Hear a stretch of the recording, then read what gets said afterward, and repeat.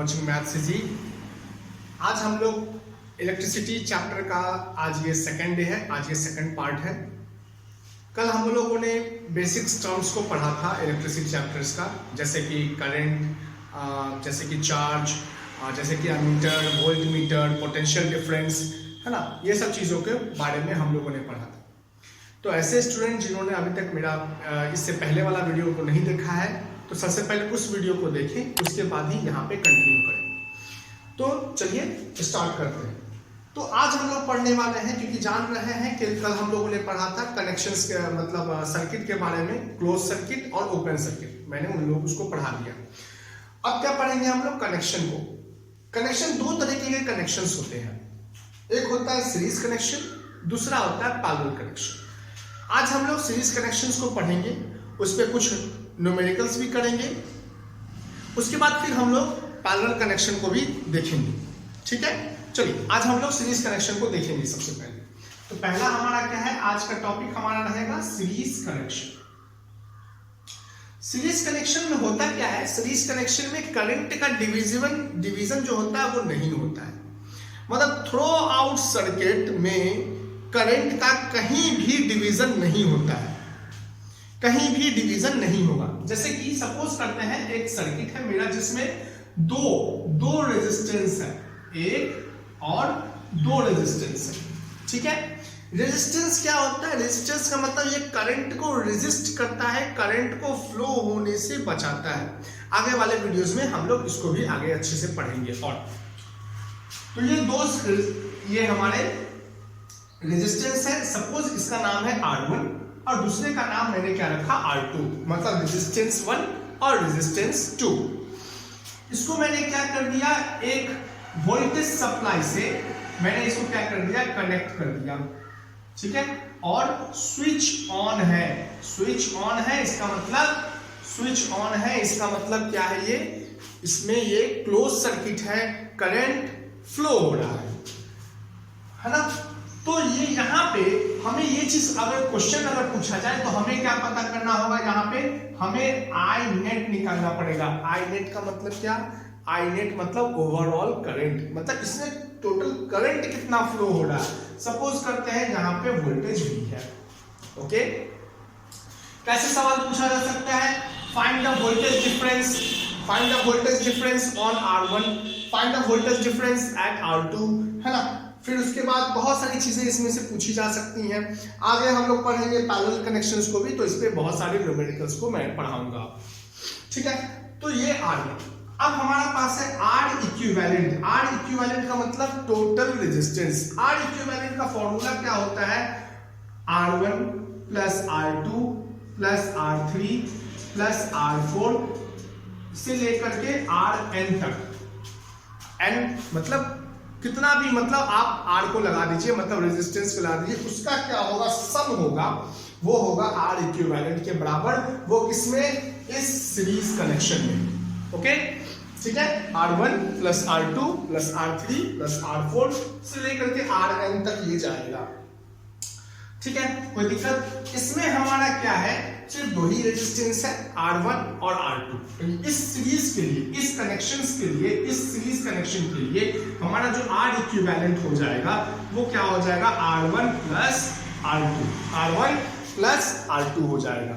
Okay, ठीक है, कोई दिक्कत है बताइए? नहीं कोई दिक्कत है, बहुत बढ़िया। अब हम इसमें क्या करेंगे, कुछ न्यूमेरिकल्स करने की कोशिश करेंगे, लेकिन इससे पहले थोड़ा सा हम लोग चलते हैं ओम्स लॉ पे। ठीक है, इसको पढ़ने से पहले हम लोग कहाँ पढ़ेंगे, ओम्स लॉ को पढ़ेंगे। ठीक है, मैं आपको ये बता दिया हूँ सीरीज कनेक्शन को और पैरेलल कनेक्शन को। अब हम क्या पढ़ने वाले हैं, ओम्स लॉ को पढ़ने वाले हैं। ठीक है, तो ओम्स लॉ क्या बोलता है?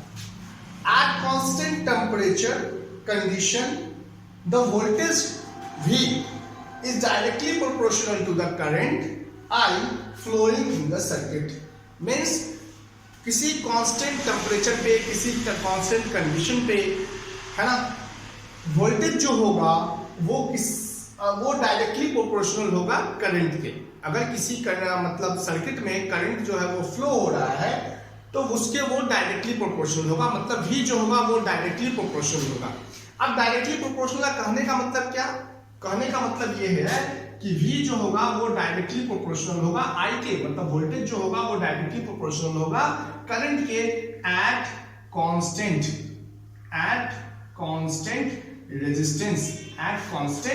रेजिस्टेंस। मतलब क्या हुआ कि अगर V हमारा बढ़ेगा तो क्या होगा, I भी हमारा इंक्रीज करेगा, मतलब जितना ज्यादा वोल्टेज देंगे उतना ज्यादा करंट हमारा फ्लो होगा। अगर V को हम घटाएंगे तो I की वैल्यू भी क्या होगी, घटेगी। इससे पहले भी मैंने बता दिए हैं कि I की जो ये होती है ऐसा यूनिट, वो वोल्टेज होता है, मतलब वोल्ट होता है, V से डिनोट करते हैं। करंट की जो ऐसा यूनिट होती है वो एम्पियर होती है, I से डिनोट करते हैं। अब आता है कि रेजिस्टेंस का जो है वो ऐसा यूनिट क्या है, रेजिस्टेंस को हम लोग R से लिखते हैं, और इसकी जो SI यूनिट होती है, रेजिस्टेंस की जो SI यूनिट होती है वो होता है ओम, है ना, जिसको सिंबल क्या है, इस तरह का सिंबल है ओम, है ना। इसकी जो सिंबल है, रेजिस्टेंस की जो सिंबल है वो होती है ओम। अब हम लोग पढ़ने वाले हैं when uniform current is flowing in the circuit at constant R। जब किसी सर्किट में करंट जो होगा वो यूनिफॉर्मली फ्लो हो रहा है, तब वोल्टेज और करंट में क्या प्रभाव पड़ेगा, लेकिन कब, जब हमारा रेजिस्टेंस जो होगा वो होगा कांस्टेंट होगा, मतलब रेजिस्टेंस का जो वैल्यू होगा वो अब फिक्स होने वाला है, उसकी वैल्यू चेंज नहीं होगी। तो फिर हम लोग जान रहे हैं ओम्स लॉ से कि V जो होता है वो डायरेक्टली प्रोपोर्शनल होता है I के। कब होता है, जब कांस्टेंट रहेगा एट कांस्टेंट R, जब वैल्यू जो होगी वो R की जो होगी वो कांस्टेंट होगी तब। अब हम क्या कर सकते हैं, V इज इक्वल्स टू क्या लिख सकते हैं, IR, है ना, V इक्वल्स टू IR, है ना। ये प्रोपोर्शनलिटी को हटाएं और उसके बदले में क्या डालें हम लोग, IR को डालें। R यहाँ पे रेजिस्टेंस ही है, ठीक है। अब क्या,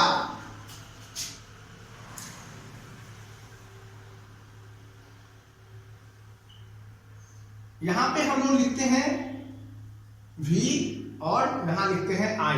सपोज कर लेते हैं किसी एक सर्किट में करंट फ्लो हो रहा है जहां पे रेजिस्टेंस फिक्स है, कांस्टेंट है, और ये V और I जो है वो वेरिएबल है।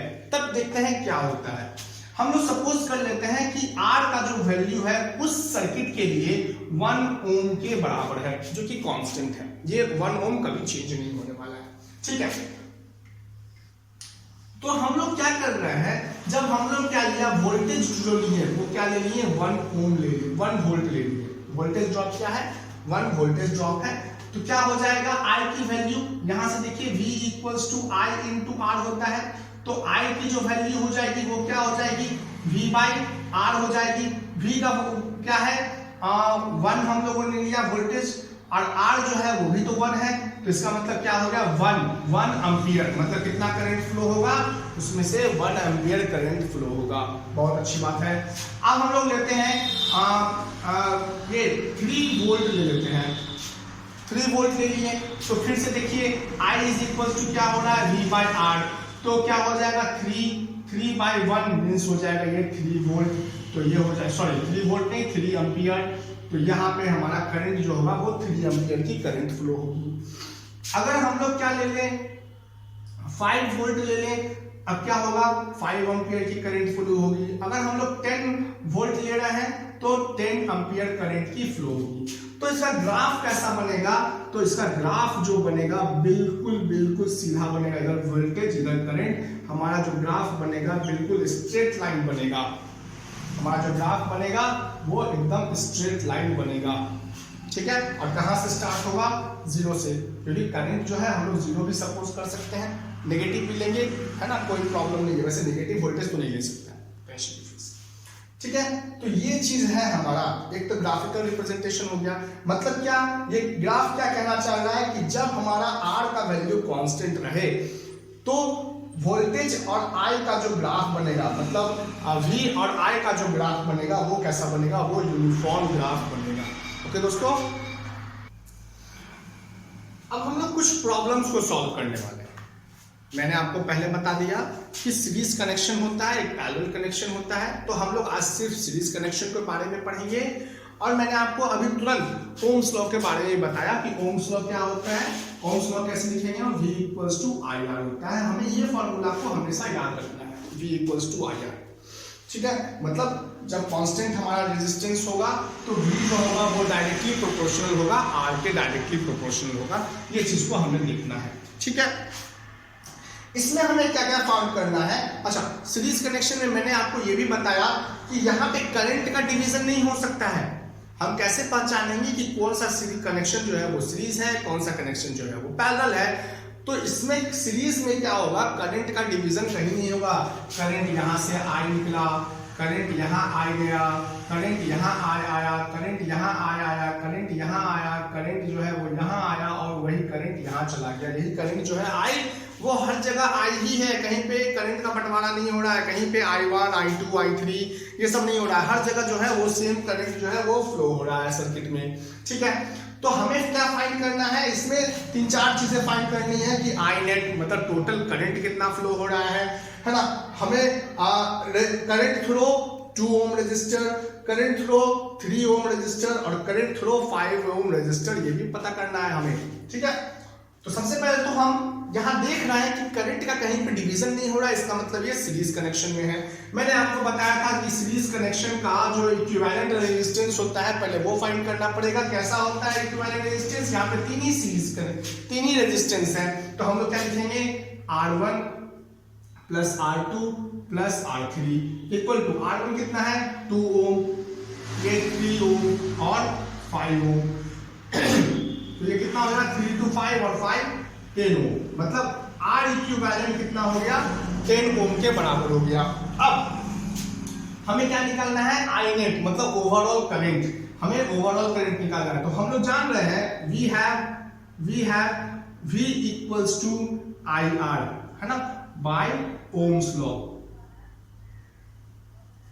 ओम्स लॉ से हमारे पास क्या है, V equals to I R है, तो यहां से ही हमें I इक्वल्स टू क्या हो जाएगा, V बाय R पता चल जाएगा। यहाँ पे वोल्टेज हमें पता है क्वेश्चन में कि 10 वोल्टेज का सप्लाई हो रहा है, सोर्स क्या है 10 वोल्टेज का सोर्स है यहाँ पे, तो V इक्वल्स टू क्या हो गया 10, है ना। अब बाय R भी कितना निकला है ओवरऑल रेजिस्टेंस, वो भी 10 क्या हो जाएगा, कैंसिल हो करके 1 हो जाएगा। मतलब 1 एम्पियर का करंट इस सर्किट से फ्लो हो रहा है। कितने एम्पियर का करंट इसमें से फ्लो हो रहा है, 1 एम्पियर का करंट इस सर्किट में से फ्लो हो रहा है।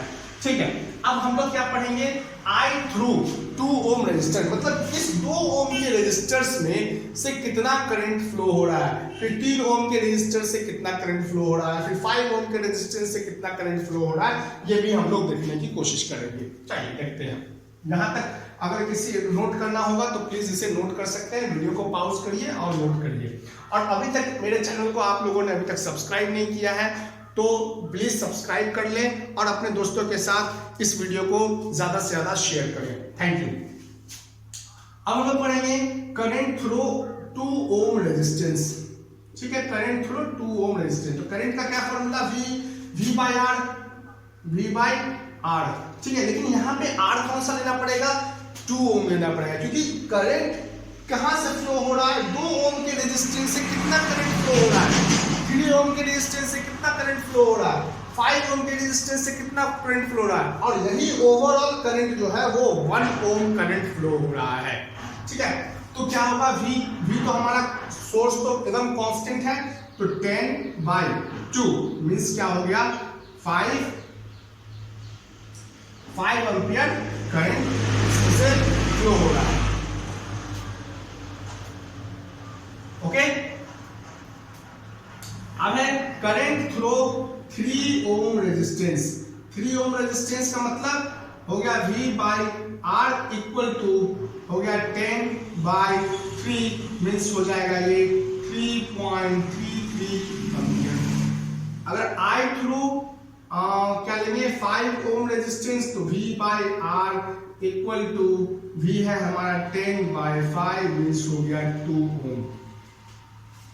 2 ओम रेजिस्टेंस हो गया, 2 ओम करंट जो है वो फ्लो हो रहा है। तो फिर हम लोगों ने इस क्वेश्चन से क्या सीखा? हम लोगों ने ये क्वेश्चन से सीखा जब रेजिस्टेंस था कम, ठीक है, तो करंट उतना ही ज्यादा फ्लो हो रहा है। करंट वोल्टेज ये करंट था, ये रेजिस्टेंस हो गया थोड़ा सा ज्यादा, तो करंट भी क्या हो गया? थोड़ा सा कम हो गया। अब ये रेजिस्टेंस और ज्यादा हो गया तो करंट जो है वो और कम हो गया, ठीक है। मतलब क्या हो गया कि जितना ज्यादा रेजिस्टेंस रहेगा ना किसी सर्किट में, जितना ज्यादा रेजिस्टेंस रहेगा उतना ही वो करंट को रोकने की कोशिश करेगा, रेजिस्ट करने की कोशिश करेगा। रेजिस्टेंस का काम ही होता है to resist the current. Current को वो ज्यादा से ज्यादा रेजिस्ट करने की कोशिश करता है। हम लोग आगे ये पढ़ेंगे, इसका हीटिंग इफेक्ट को पढ़ेंगे, तब आपको और अच्छे से इसको पता चल जाएगा, ठीक है।